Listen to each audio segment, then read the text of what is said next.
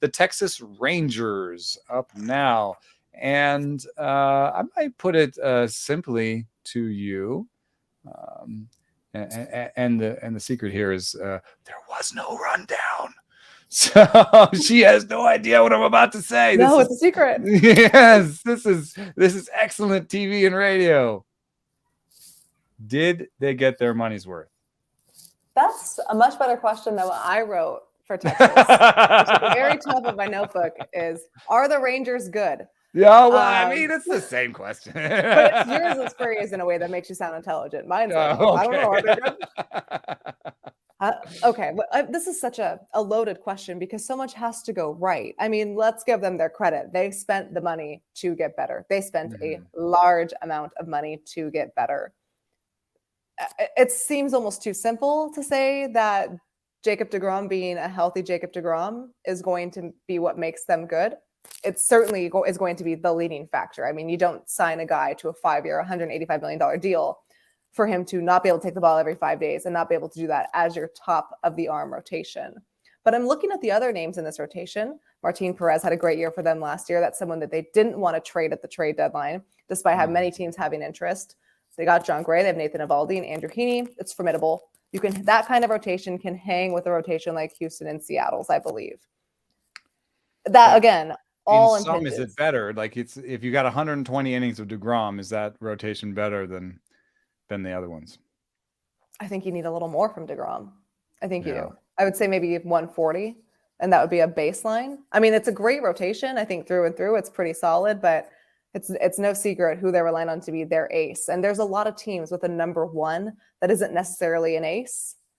They may refer to them as their team's ace, but when you're looking at what makes an ace caliber pitcher, that's Jacob deGrom. So for me, the first thing that we need to establish about the Rangers is Jacob deGrom going to be that premier top pitcher in baseball for them, top 5 pitcher in baseball for them? Yeah, but I think the other main question is their farm system going to produce?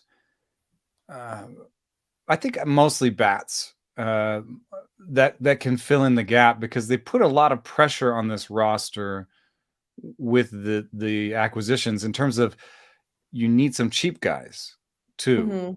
I mean, I don't want to get into the politics of baseball spending, but I don't think there's a team that spends as much as they've spent up the middle everywhere in their lineup. And I mean, the Mets might be close, but like, I don't know if that's on the table for the Rangers. So if that's not on the table for the Rangers in terms of, spending really big at every position, they really kind of need Leody Taveras take a small step forward.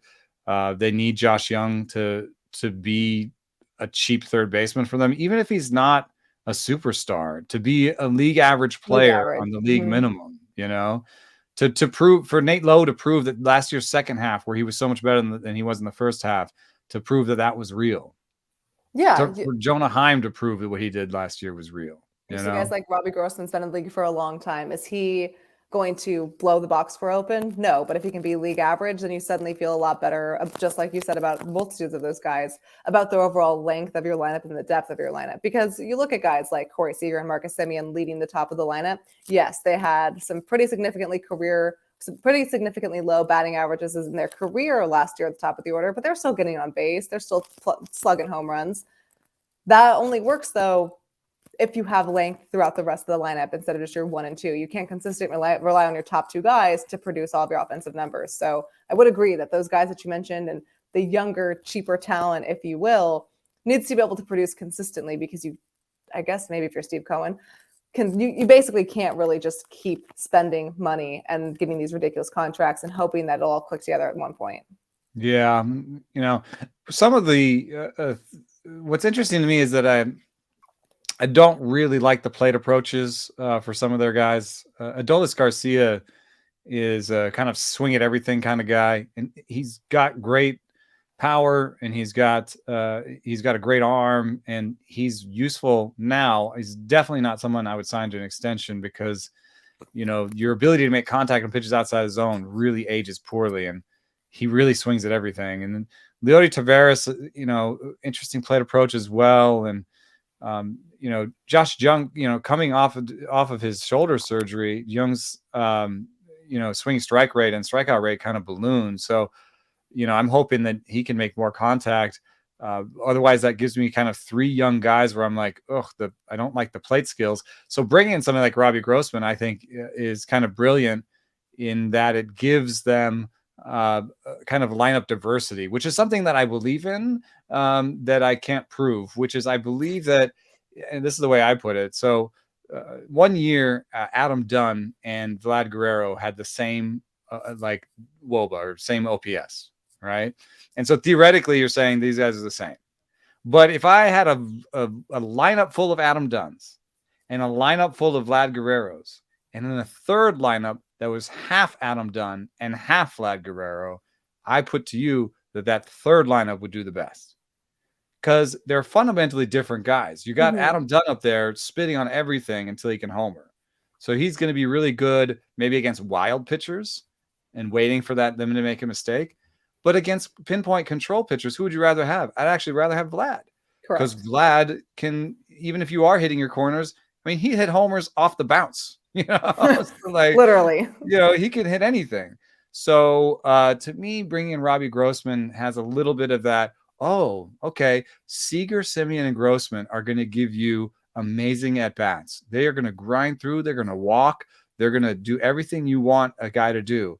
And then if we're going up against someone who is just carving us up and just, striking those guys out because they keep taking a ball, low it away, or, this painting, then Adolis Garcia is going to go up there and hit one of those paint jobs out.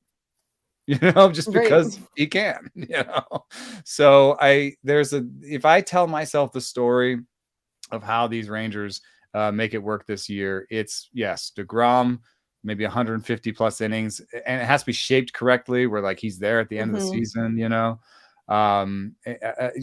maybe need someone in the bullpen to be healthy, like Leclerc and Hernandez are good stuff guys, and Barlow. I like those pitchers. Someone needs to be healthy all year and establish themselves as a closer. That's part of the story.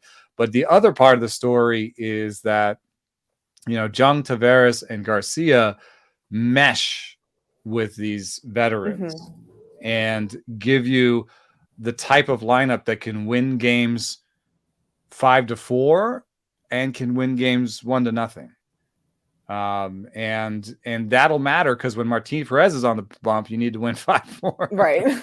And when DeGrom is on the bump, DeGrom always goes up against the ace. And the joke in New York was that like he couldn't score for himself, It would be like Mets lose 2-1. Yeah, exactly. That was the DeGrom thing. So having a lineup that can either ground it out and get some walks and do it that way, or just hit one of those random bombs that wins you the game. There's something there that I like. So, and then the overall health of the organization is I'm just looking at them to start, producing major leaguers, and in a way that I think they can. They have always had good scouting. It's a little bit like, the Cardinals have been really great at producing major leaguers, and then they package them for stars. The Rangers have been a team that has produced major leaguers, but not always for their own squad. Good point. It's a great point. But if you were to tell the story of how it doesn't work for the Rangers this year, how does that story go? Jacob deGrom's arm falls off in his first live BP and just kind of tailspin from there. Yeah. No, I think it comes down to a lot of the guys Eovaldi, this could be hurt. Haney's gotten hurt a lot. Right. It's such a cliche answer, but health is really going to dictate a lot of this. And guys that you mentioned, like Adolis Garcia, like Josh Young, like Leota Taveras, they do have to mesh and give some of that lineup continuity, if you will. It can't just be the guys that you shelled out these contracts for. It can't just be the Simeon and Seager show. There does need to be some consistent production through those guys later in the lineup to just kind of have some fluidity, I would say. But no, this season, the Rangers season, to me, still, no matter what, is going to ride on the success of Jacob deGrom. That's just what a pitcher of his caliber does. That's the consequence or the nature of the game. When you have an arm like that, a lot extra comes with it. So for the Rangers, that's what I'm looking for.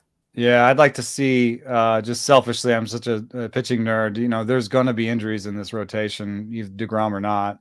And I would like to see a young Texas Rangers starting pitcher just blossom. You know, I don't know. Glenn Otto has some nice things. You know, there are some guys in that organization. Leiter was Jack Leiter was a high pick that, you know, I think has come to camp. I'm hearing he's pitching well.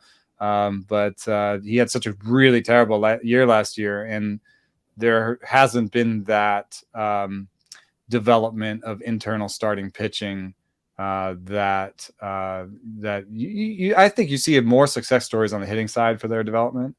I think that developing somebody to step in when those guys are hurt will be huge for them, because they do have Odorizzi. They actually have. They do. Speaking, I saw it. I was like, oh, you're looking at that swing guy. You didn't have the Astros didn't have him, but the Rangers sure do. Yeah, they're going to need him, but I think they might also need a young starting pitcher to step forward. And